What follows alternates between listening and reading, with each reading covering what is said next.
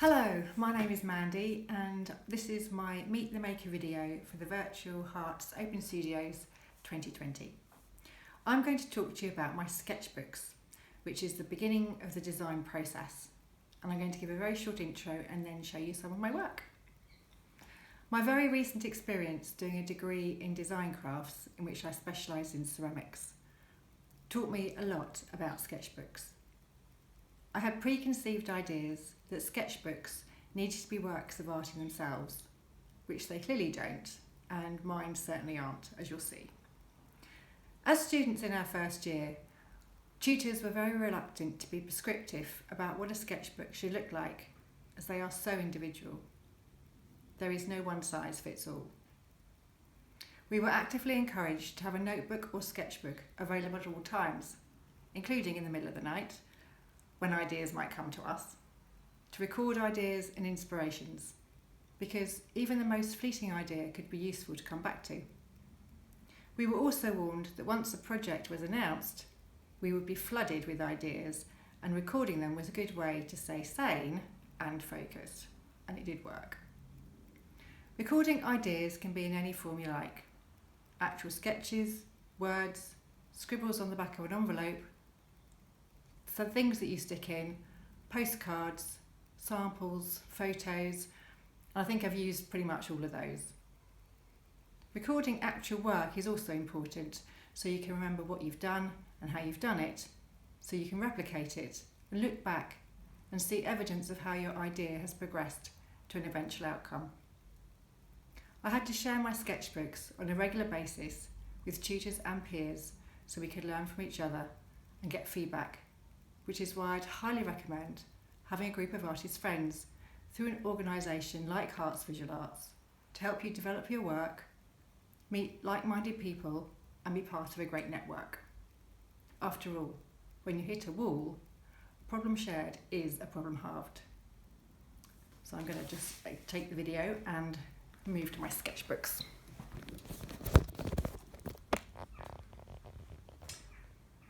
So here are my uni sketchbooks. Yes, there are lots of them, as you can see. These were the ones on the left here, that I used in my first year. The largest A3 was my attempt at using a different size, but I didn't like it because it was too heavy to carry into uni. I'm going to talk to you about this little group here, which is the Artifact project. I had to do the beginning of my second year. We had to find, in a visit to the Victoria and Albert Museum, an artefact that we would like to research and then develop a piece of work from. I chose Spotty, which is this child's chair, in the furniture section of the V&A.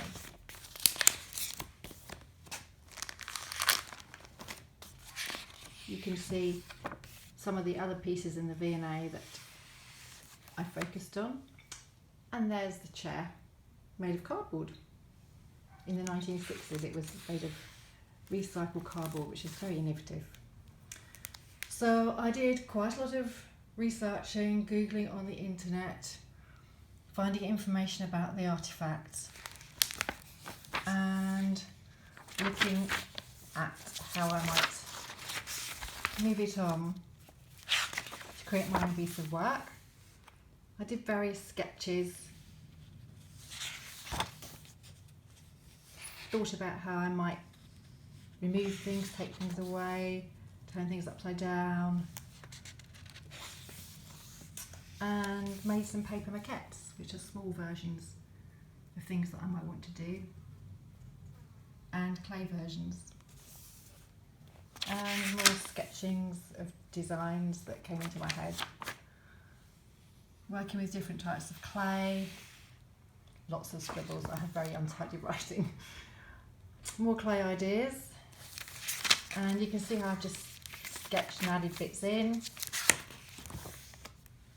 and written lots of notes that came into my head, like a good potter is like a good cook, quotes that I might be inspired by, photographs that I've taken, printed and cut out and stuck in, highlighted things out of pieces of text that I've copied. I went to the York Ceramics Fair and met this lovely lady who taught me a lot about the work that she did. And these are the notes I made from having spoken to her. And then ideas I had on the train coming back, different design ideas. Oh look, more poppers. So you can see already it's a complete mishmash of different things and ideas that I've had. These are using different types of clay, mixing things up, looking at other artists. That's a very important part of the design process. Seeing what else is out there, looking at what other people have done.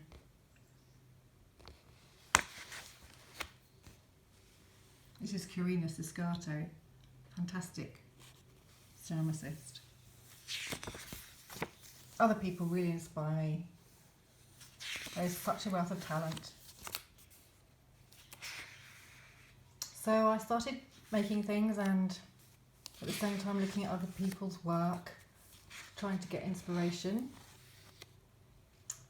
and recording what I've done here, such as covering things with cling film and how long I've covered them for, how I've attached things, problems I've had, cracks, yikes. So then putting together a collection of bits and pieces, some ideas, and you can see here that from my child's chair I'd come up with some very sort of wacky forms.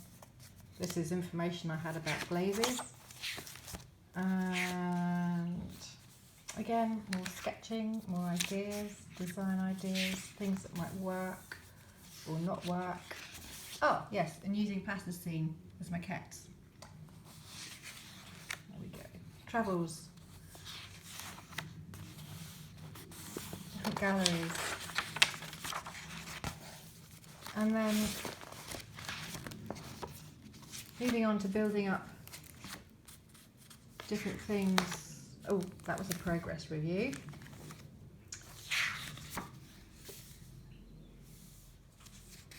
Using different colours, different glazes,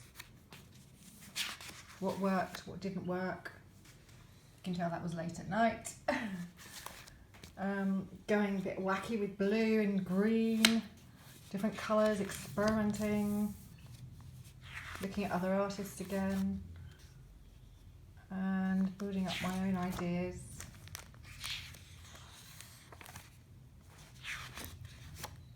My tutor really liked to see us intersperse our own work with other artists who were looking at similar techniques and then throwing in all experiments.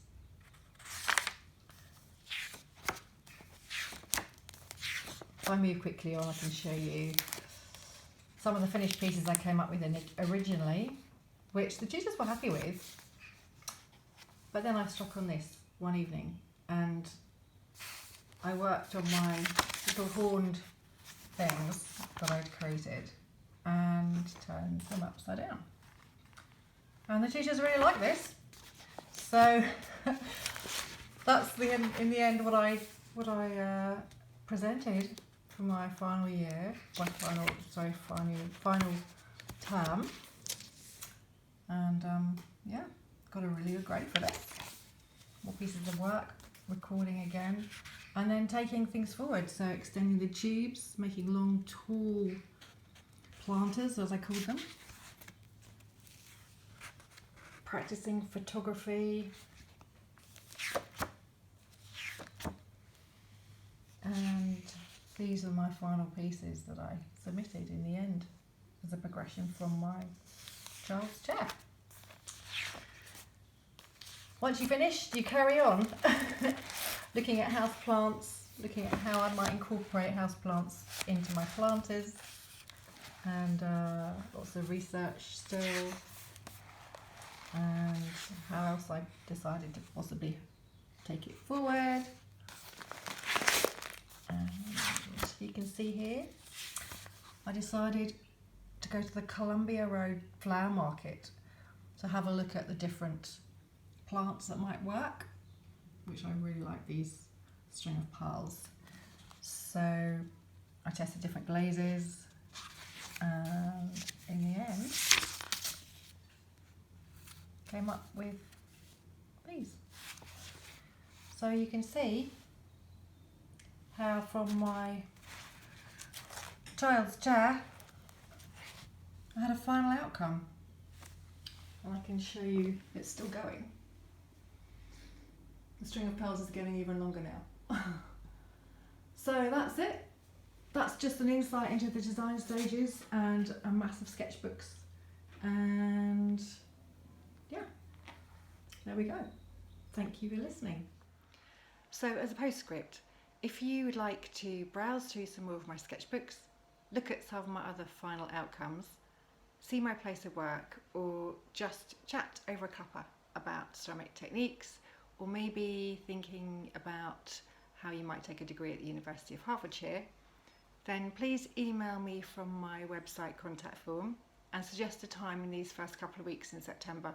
Well, hopefully it's still warm enough that we can socially distance outside, and I'm very flexible and would love to meet anybody who's interested. Thank you very much for listening.